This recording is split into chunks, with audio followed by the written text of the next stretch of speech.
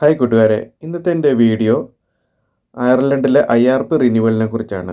അതിന് നമുക്ക് പ്രവേശിക്കേണ്ട സൈറ്റ് എന്ന് വെച്ച് കഴിഞ്ഞാൽ www.irishimmigration.i എന്ന് പറയുന്ന സൈറ്റിലോട്ടാണ് നമുക്ക് പ്രവേശിക്കേണ്ടത്. അവിടെ how to renew your current permission എന്നുള്ളതുണ്ട്. ആ സൈറ്റ് നമ്മൾ എൻട്രി ചെയ്ത് കഴിയുമ്പോൾ നമുക്ക് കിട്ടുന്നത് ഡിപ്പാർട്ട്മെൻറ്റ് ഓഫ് ജസ്റ്റിസിൻ്റെ ഒരു അക്കൗണ്ടാണ് നമുക്ക് ഓപ്പണായി വരുന്നത്. അത് ഓപ്പണായി വരുമ്പോൾ അതിൻ്റെ അകത്ത് കുറച്ച് കാര്യങ്ങൾ നമുക്ക് ലോഗിൻ ചെയ്യേണ്ട ആവശ്യമുണ്ട്. നമുക്ക് ഒരു പുതിയ അക്കൗണ്ട് ക്രിയേറ്റ് ചെയ്യണം. അക്കൗണ്ട് ക്രിയേറ്റ് ചെയ്യാനായിട്ട് നമ്മുടെ മെയിൽ ID-യും ഒരു പാസ്വേഡുമാണ് അതിൻ്റെ അകത്ത് വേണ്ടത്. അത് നമ്മൾ ഓൺലൈൻ അക്കൗണ്ട് നമ്മൾ ഹിയർ എന്നുള്ള സാധനമുണ്ട്, അവിടെ നമ്മൾ ഓപ്പൺ ചെയ്യുക. അവിടെ ഓപ്പൺ ചെയ്ത് നമ്മൾ പുതിയ അക്കൗണ്ട് ക്രിയേറ്റ് ന്യൂ അക്കൗണ്ട്, അല്ലെങ്കിൽ പഴയ ഉള്ളവർക്കാണെങ്കിൽ പഴയ അക്കൗണ്ട് ഓപ്പൺ ചെയ്ത് അതിൻ്റെ അകത്ത് പ്രവേശിക്കുക. അത് പ്രവേശിച്ച് കഴിയുമ്പോൾ നമ്മുടെ മെയിലിലോട്ട് നമുക്കൊരു കോഡ് വരും.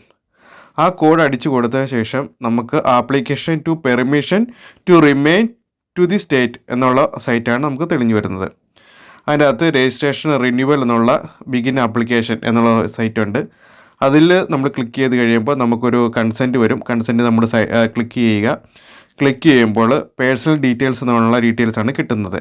അതിൻ്റെ അകത്ത് നമ്മുടെ ഓൾഡ് IRP കാർഡിൻ്റെ ഡീറ്റെയിൽസും നമ്മുടെ ബാക്കി കാര്യങ്ങൾ, കറണ്ട് ഡീറ്റെയിൽസ്, അതുപോലെ നമ്മുടെ ഇപ്പോൾ നമ്മൾ താമസിക്കുന്ന സ്ഥലങ്ങൾ, കൗണ്ട്, ഇയർ കോഡ്, ഇതെല്ലാം അതിൻ്റെ അകത്ത് നമ്മൾ കൊടുക്കേണ്ടതാണ്.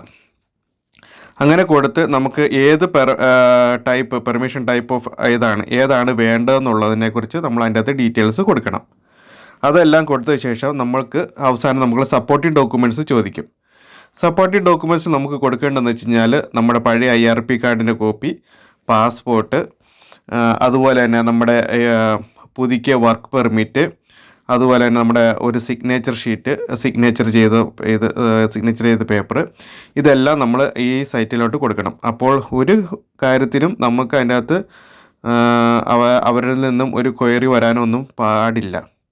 അപ്പോൾ ഇതെല്ലാം നമുക്ക് ചെയ്യേണ്ടതെന്ന് വെച്ച് കഴിഞ്ഞാൽ ഒരു സിംഗിൾ PDF ഫയലിൽ ഓരോ കാര്യങ്ങളും, അതായത് പാസ്പോർട്ടിൻ്റെ 2 സൈഡിലെയും ഫോട്ടോ, നമ്മുടെ ഫ്രണ്ട് പേജസിൻ്റെ ബാക്ക് പേജിൻ്റെ ഫോട്ടോ, അതെല്ലാം ഒരു ഫയലാക്കി, അതുപോലെ തന്നെ IRP കാർഡ് ഒരു ഫയലാക്കി, അങ്ങനെ എല്ലാം ഓരോന്നായിട്ട് സെപ്പറേറ്റ് ആയിട്ട് വേണം നമുക്ക് ഇതിൻ്റെ അകത്ത് ഓരോ ഫയലിൽ എൻട്രി ചെയ്യാനായിട്ട്. അങ്ങനെ എൻട്രി ചെയ്ത് നമുക്ക് ഡ്രോപ്പ് ഫോർ ദ അറ്റാച്ച്മെൻറ്റ് എന്നുള്ള ഒരു ഓപ്ഷൻസ് അതിൻ്റെ അകത്തുണ്ട്. അതിങ്ങനെ ഓരോന്നായിട്ട് നമ്മുടെ സിഗ്നേച്ചർ തൊട്ട്, അതുപോലെ നമ്മുടെ കറണ്ട് റെസിഡൻസിലെ അഡ്രസ്സ് പ്രൂഫ്, അതുപോലെ നമ്മുടെ പേ സ്ലിപ്പ്, ഇപ്പോൾ നമ്മൾ പഴയ നമ്മൾ കണ്ടിന്യൂ ചെയ്യുന്ന ഒരേ എംപ്ലോയറിൻ്റെ കീഴിലാണെങ്കിൽ നമ്മുടെ 3 മന്ത്സിൻ്റെ സാലറി സ്ലിപ്പ്, ഇതൊക്കെയാണ് അതിൻ്റെ അകത്ത് കൊടുക്കേണ്ട കാര്യങ്ങൾ. അപ്പോൾ ഇതെല്ലാം കൊടുത്ത ശേഷം നമുക്ക് അപ്ലോഡ് ചെയ്തതിന് ശേഷം നമ്മൾ ചെയ്യേണ്ടതെന്ന് വെച്ച് കഴിഞ്ഞാൽ, ഇപ്പോൾ എന്തെങ്കിലും നമ്മളിതെല്ലാം സേവ് ചെയ്ത് അവസാനം നമ്മുടെ സബ്മിഷൻ എന്നുള്ളൊരു ഓപ്ഷൻ വരും.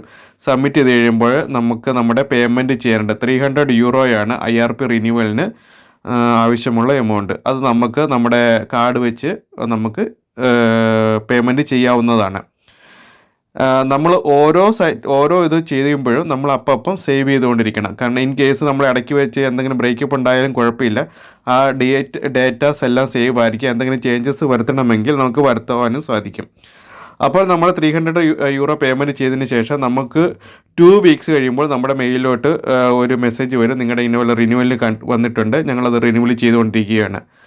അവിടുന്ന് പിന്നെ ഒരു 2 വീക്സ് പിടിക്കും നമുക്ക് ഇതിൻ്റെ ഒരു ഫൈനൽ നമുക്ക് ഔട്ട്കം കിട്ടാനായിട്ട്. അതായത് അപ്രൂവൽ ആയോ ഇല്ലയോ എന്നുള്ളതൊരു മെസ്സേജ് നമ്മുടെ മെയിലിലോട്ട് വരും.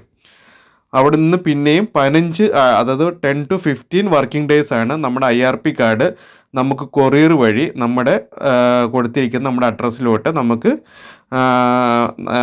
ഇമിഗ്രേഷൻ വകുപ്പ് അത് അയച്ചു തരുന്നതായിരിക്കും. ഇൻ കേസ് അത് കിട്ടിയിട്ടില്ലെങ്കിൽ നമ്മൾ ഈ 10 to 15 വർക്കിംഗ് ഡേയ്സിനുള്ളിൽ നമുക്ക് കിട്ടിയിട്ടില്ല എങ്കിൽ നമുക്ക് അവർക്ക് ഒരു മെയിൽ അയച്ച് കാര്യങ്ങൾ പറയാവുന്നതാണ്, കിട്ടിയിട്ടില്ല എന്നും പറഞ്ഞുകൊണ്ട്. അതെല്ലാം നമ്മുടെ മെയിലിൽ ഓൾറെഡി നമുക്ക് പല മെസ്സേജുകളായിട്ട് വരും. അപ്പോൾ മെയിൽ ID കൃത്യമായിട്ട് കൊടുക്കുക, അതുപോലെ തന്നെ പാസ്വേഡ് കൃത്യമായിട്ട് ഓർത്തിരിക്കുക. ഇതെല്ലാം കഴിഞ്ഞതിന് ശേഷം വിതിൻ 1 മന്ത് എടുക്കും നമുക്ക് IRP കാർഡ്, ഒരു പുതുക്കിയ IRP കാർഡ് നമുക്ക് കിട്ടുവാനായിട്ട്. അപ്പോൾ ഈ വീഡിയോ എല്ലാവർക്കും ഒരു ഉപകാരപ്രദമായി എന്ന് ഞാൻ വിശ്വസിക്കുന്നു. എന്തെങ്കിലും സംശയമുണ്ടെങ്കിൽ നിങ്ങൾക്ക് കമൻറ്റ് ബോക്സിൽ വന്ന് ചോദിക്കാവുന്നതാണ്. ഇതുപോലത്തെ ഇൻഫോർമേറ്റീവ് വീഡിയോസുമായിട്ട് ഇനി ഞാൻ വരുന്നതായിരിക്കും. താങ്ക്